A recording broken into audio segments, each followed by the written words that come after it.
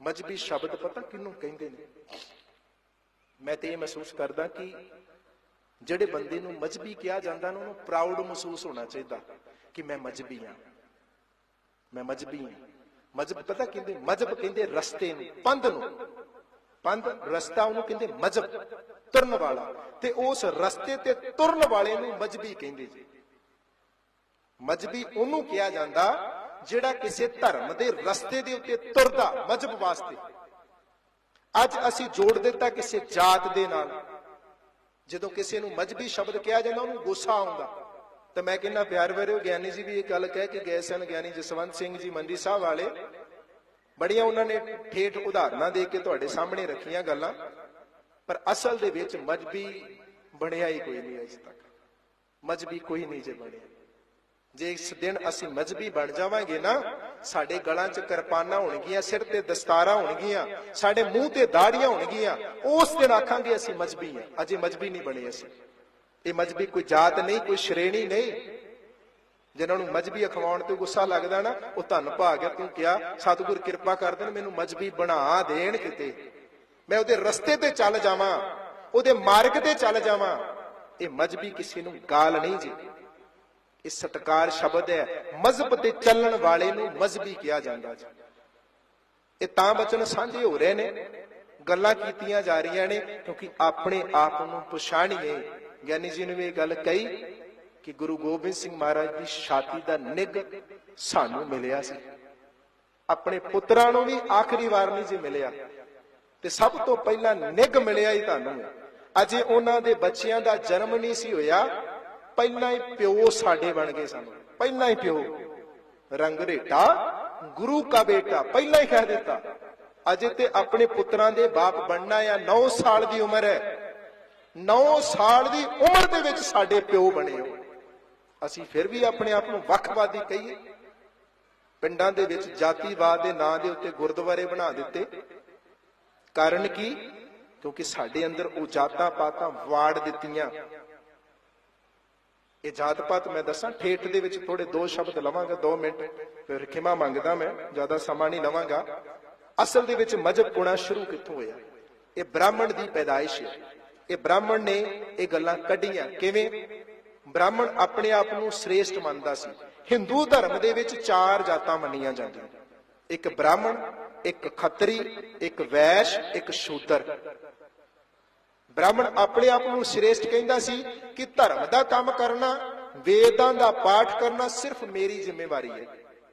ਉਹ ਆਪਣੇ ਹਿੱਸੇ ਵਿੱਚ ਇਹ ਰੱਖ ਲਿਆ, ਤੇ ਖੱਤਰੀਆਂ ਦੇ ਹਿੱਸੇ ਵਿੱਚ ਉਸੇ ਨੇ ਵੰਡਿਆ। ਉਹ ਕਹਿੰਦਾ ਕਿ ਇਹ ਖੱਤਰੀ ਹੈ, ਇਹਨਾਂ ਨੇ ਹੱਥ ਵਿੱਚ ਕਿਰਪਾਨ ਫੜ ਕੇ ਸਾਡੀ ਰੱਖਿਆ ਕਰਨੀ ਸਭਨਾਂ, ਉਹਨੂੰ ਕੰਮ ਦੇ ਦਿੱਤਾ। ਤੇ ਵੈਸ਼ ਸਨ ਕਿ ਵੈਸ਼ਾਂ ਨੇ ਵਪਾਰ ਕਰਨਾ, ਜਿੰਨੇ ਬਾਣੀਏ ਸਨ ਇਹ ਵੈਸ਼ਾਂ ਵਿੱਚ ਆਉਂਦੇ ਸਨ, ਇਹਨਾਂ ਨੇ ਵਪਾਰ ਕਰਨਾ। ਤੇ ਸ਼ੂਦਰ ਨੂੰ ਇਹ ਗੱਲ ਕਹੀ ਜਾਂਦੀ ਸੀ ਕਿ ਤੂੰ ਸਭਨਾਂ ਦੀ ਸੇਵਾ ਕਰਨੀ, ਇਹ ਸ਼ੂਦਰ ਜਾਤੀ ਦੇ ਵਿੱਚ ਹਿੱਸੇ ਵਿੱਚ ਲੈਣ। ਤੇ ਸ਼ੂਦਰ ਕੌਣ ਸਨ? ਬਚਨ ਕੜਵੇ ਜੀ ਸੁਣਿਓ ਜ਼ਰੂਰ। ਅੱਜ ਜਿਹੜੇ ਆਪਣੇ ਆਪ ਨੂੰ ਕਹਿੰਦੇ ਨਾ ਅਸੀਂ ਜਾਟੇ ਆ, ਅਸੀਂ ਸਾਰੇ ਸ਼ੂਦਰਾਂ ਚ ਆਉਂਦੇ ਸਾਂ, ਸਾਰੇ ਸ਼ੂਦਰਾਂ ਚ। ਤੇ ਬ੍ਰਾਹਮਣ ਨੇ ਐਸੀ ਹਾਲਤ ਕਰ ਦਿੱਤੀ, ਵਾਲੇ ਬਲਹਾਰੇ ਜਾਈਏ ਬਾਬੇ ਨਾਨਕ ਤੇ, ਜਿਨੇ ਸਾਨੂੰ ਇੱਕ ਪਲੇਟਫਾਰਮ ਐਸਾ ਦੇ ਦਿੱਤਾ, ਸ਼ੂਦਰ ਨੂੰ ਤੇ ਦਿਨੇ ਨਿਕਲਣ ਦਾ ਅਧਿਕਾਰ ਨਹੀਂ ਸੀ। ਜੇ ਕਿਤੇ ਨਿਕਲ ਗਿਆ, ਗਲ ਵਿੱਚ ਟੱਲ ਪਾ ਕੇ ਉਹਨੂੰ ਬਾਹਰ ਨਿਕਲਣਾ ਪੈਂਦਾ ਸੀ। ਪੜ੍ਹ ਕੇ ਦੇਖੋ ਹਿੰਦੂ ਧਰਮ ਦੇ ਵੇਦ ਗ੍ਰੰਥ ਅਧਿਆਏ 4 ਦੇ ਵਿੱਚ ਇਹ ਗੱਲ ਲਿਖੀ ਹੈ, ਗੀਤਾ ਦੇ ਵਿੱਚ ਅਧਿਆਏ 4 ਦੇ ਵਿੱਚ। ਕਿਹੜੀ ਗੱਲ?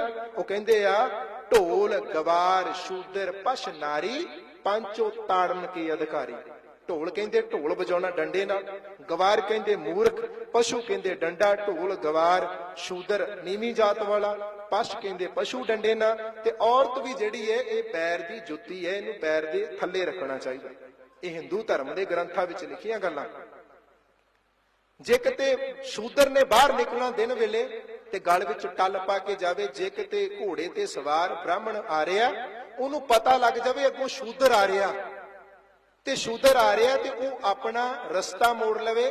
ਜੇ ਕਿਤੇ ਰਸਤੇ ਤੇ ਮਿਲ ਗਿਆ ਤੇ ਬ੍ਰਾਹਮਣ ਨੇ ਥੁੱਕਣਾ ਚਾਹਿਆ, ਬ੍ਰਾਹਮਣ ਨੂੰ ਥੁੱਕ ਆ ਗਿਆ ਤੇ ਉਹਨੇ ਥੁੱਕਣਾ ਚਾਹਿਆ, ਸ਼ੂਦਰ ਨੂੰ ਇਹ ਹੁਕਮ ਸੀ ਜਦੋਂ ਵੀ ਪੰਡਤ ਤੇਰੇ ਲਾਗੋਂ ਲੰਘੇ ਤੂੰ ਮੂੰਹ ਅੱਡ ਲੈਣਾ, ਬ੍ਰਾਹਮਣ ਜੇ ਚਾਹੇ ਤੇਰੇ ਮੂੰਹ ਵਿੱਚ ਥੁੱਕ ਸਕਦਾ। ਇਹ ਸ਼ੂਦਰ ਦਾ ਅਧਿਕਾਰ ਸੀ ਸ਼ੂਦਰ ਨੂੰ। ਇਹ ਵਾਲੇ ਬਲਹਾਰੇ ਜਾਈਏ ਬਾਬੇ ਨਾਨਕ ਤੇ, नीचा अंदर नीच जात नीची हूं अत नीच नानक तिन के संग साथ वड्या स्यों कह रीस। अगे सतगुर लिखते ने जिथे नीच समाली है ना तिथे नदर तेरी बख्शीश। नीचता बाहरी तौर ते नहीं, अज वड्डे वड्डे अहुदियां वाले बंदे ने अत दर्जे दे नीच बंदे हुंदे ने। इत्थे ते कर्मां दा नवेड़ा आ, इत्थे बाहरी तौर ते किसी दा रंग रूप नहीं देखिया जाता, इत्थे ते अंदर दा वेखिया जाता। जिन प्रेम कियो तिन ही प्रभ पायो। इत्थे ते नवेड़ा इत्थे कर दिता। सतगुर ने जाति दे जाति कह के हाथ सच परखिए मरुआ होवे हथ मरीए चखिए। दोवां जात वालियां दे हथ विच मरुआ रख दिए ने, जहर रख दईए ते जहर कदी ये नहीं देखदा उच्ची जात वाला है नीवी जात वाला आ, उन्होंने चखांगे ते मौत आउणी आउणी। सतगुर ने इस प्लेटफार्म दिता। गुरु नानक साहब महाराज जी ने पहला साथी उन्हां दा मरदाना जिहड़ा जात दा मरासी है। असीं किवें कहिए गुरु नानक दा घर जिहड़ा आ इह वखवादी है, पर साडे च वखवादी चीजां पा दित्तियां, सानू तोड़ दिता बाणी दे नालों। साडे बच्चियां नू घट पढ़ियां नू नौकरियां मिलदियां क्यों? क्योंकि तुहाडे बच्चे ज्यादा ना पढ़ जाण, ज्यादा पढ़नगे ते इह आवाज चुकणगे, आवाज चुकणगे साडीआं कुर्सियां हिलणगीआं। इस करके इत्थे दबा दो इन्हां नू। बेनती जे छोटी जही, बच्चियां नू घट ना पढ़ाओ, वध तो वध पढ़ाओ। साडे बच्चे वध तो वध पढ़न तां किते जाके असीं इह गल अखवा सकांगे असीं नानक दे घर दे गोले हां। इस करके प्यार वालिओ, जाति पात दे उत्ते जिहड़े वंडेइयां वंडदे रहना है, असीं इन्हां नू खत्म करिए। बाणी ते बाणे दे नाल जुड़िए। अखीर च एक पंक्ति गाइए, सच्चे पातशाह किरपा करी तेरा द्वारा छड्ड के ना वडभाग ਸਿੰਘਾਂ दे। वडभागीए बड़े तुरे फिरदे ने, बड़े डेरे बड़े सतसंग करदे ने कि बाबा वडभाग ਸਿੰਘ वाला ਉਹ ਭੂਤ ਪ੍ਰੇਤ ਕੱਢਦਾ। ਭੂਤ ਪ੍ਰੇਤ ਐਸੇ ਵੀ ਕੱਢ ਲੈਂਦੇ ਆ, ਕੋਈ ਜ਼ਿਆਦਾ ਕੱਢਦਾ। ਪਹਿਲੀ ਗੱਲ ਤੇ ਬਾਬਾ ਵਡਭਾਗ ਸਿੰਘ ਭੂਤ ਪ੍ਰੇਤ ਕੱਢਦਾ ਹੀ ਨਹੀਂ ਸੀ, ਗੁਰੂ ਦੀ ਅੰਸ਼ ਬੰਚੋਂ ਵਿੱਚੋਂ ਸੀ। ਪਰ ਜਦੋਂ ਉੱਥੇ ਜਾ ਕੇ ਉਹ ਡੇਰੇ ਤੇ ਚਲੇ ਗਿਆ ਜਿੱਥੇ ਜਾਂਦੇ ਨੇ ਸਾਰੇ ਲੋਕ ਵਡਭਾਗੀਆਂ ਦੇ ਡੇਰੇ ਤੇ, ਉੱਥੇ ਜਾ ਕੇ ਜਿਹੜੇ ਅੱਗੇ ਚੇਲੇ ਚਾਟੜੇ ਸਨ, ਉਹਦੇ ਮਰਨ ਤੋਂ ਕਈ ਸਾਲ ਬਾਅਦ ਉਹਦੀ ਦੁਕਾਨ ਚਲਾ ਦਿੱਤੀ ਕਿ ਇੱਥੇ ਭੂਤ ਪ੍ਰੇਤ ਆ ਕੇ ਨਿਕਲਦੇ। ਭੂਤ ਪ੍ਰੇਤ ਤੇ ਬਾਬਾ ਨਾਨਕ ਵੀ ਕੱਢਦਾ। ਸਤਿਗੁਰੂ ਜੀ ਕਹਿੰਦੇ ਨੇ ਕੱਲੀ ਅੰਦਰ ਨਾਨਕਾ ਜਿਨ੍ਹਾਂ ਦਾ ਅਵਤਾਰ ਪੁੱਤ ਜਨੋਰਾ ਧੀ ਜਨੋਰੂ ਜੋਰੂ ਜਿਨ੍ਹਾਂ ਦਾ ਸਿਕਦਾਰ। ਇਹ ਵੀ ਦਾਤਾ ਕਹਿ ਰਹੇ ਨੇ ਕੱਲੀ ਅੰਦਰ ਨਾਨਕਾ। ਉਹ ਪਰਿਵਾਰ ਦੇਖੋ ਜਿੱਥੇ ਸ਼ਰਾਬ ਪੀਂਦੇ ਨੇ ਉਹਦੇ ਪਰਿਵਾਰ ਦੇ ਲੋਕ ਲੜ ਰਹੇ ਨੇ ਇੱਕ ਦੂਜੇ ਨਾਲ। ਪਿਓ ਧੀ ਨੂੰ ਕੁੱਟ ਰਿਹਾ, ਮਾਂ ਪੁੱਤ ਨੂੰ ਕੁੱਟ ਰਹੀ ਕਿਉਂਕਿ ਘਰ ਦੇ ਅੰਦਰ ਸ਼ਰਾਬ ਹੈ। ਕੱਲੀ ਅੰਦਰ ਨਾਨਕਾ ਜਿਨ੍ਹਾਂ ਦਾ ਅਵਤਾਰ ਪੁੱਤ ਜਨੌਰਾ ਬਣ ਗਿਆ, ਧੀ ਜਨੌਰੂ ਜੋਰੂ ਜਿਨ੍ਹਾਂ ਦਾ ਸਦਾ। ਸਾਰੇ ਭੂਤ ਪ੍ਰੇਤ ਤੇ ਉਸ ਘਰ ਦੇ ਵਿੱਚ ਵੜੇ ਨੇ, ਚੜੇਲਾਂ ਤੇ ਉੱਥੇ ਨੇ। ਅਸੀਂ ਕਿਹੜੇ ਭੂਤ ਪ੍ਰੇਤ ਲੱਭਦੇ? ਤੇ ਜੇ ਘਰ ਦੇ ਵਿੱਚ ਬਾਣੀ ਬਾਣਾ ਹੋਵੇ ਤੇ ਉਹ ਘਰ ਸਵਰਗ ਬਣ ਜਾਇਆ ਕਰਦਾ ਜੇ। ਇਸ ਕਰਕੇ ਬੇਨਤੀ ਅਖੀਰ ਦੇ ਵਿੱਚ ਵਧਾਈ ਦੇ ਪਾਤਰ ਨੇ ਗੁਰਦੁਆਰਾ ਬਾਬਾ ਜੀਵਨ ਸਿੰਘ ਜੀ ਜੋ ਇੱਥੋਂ ਦੀ ਪ੍ਰਬੰਧਕ ਕਮੇਟੀ ਹੈ ਕਿ ਜਿਨ੍ਹਾਂ ਨੇ ਬੜਾ ਸੋਹਣਾ ਕਾਰਜ ਕੀਤਾ। ਔਰ ਉਹ ਵੀਰ ਜਿਹੜੇ ਅੱਗੇ ਲੱਗ ਕੇ ਜਿਨ੍ਹਾਂ ਨੇ ਸਿਰ ਤਲੀ ਤੇ ਟਿਕਾ ਕੇ ਜਿਹੜੇ ਨਸ਼ੇ ਨੂੰ ਥੰਮ, ਨਸ਼ੇ ਨੂੰ ਜਿਹੜੇ ਲਗਾਮ ਪਾ ਰਹੇ ਨੇ, ਨੱਥ ਪਾ ਰਹੇ ਨੇ, ਸਤਿਗੁਰ ਕਿਰਪਾ ਕਰਨ। ਜਥਾ ਸਿਰਲਥ ਖਾਲਸਾ ਤੁਹਾਡੇ ਨਾਲ ਮੋਢਾ ਜੋੜ ਕੇ ਖੜਾ।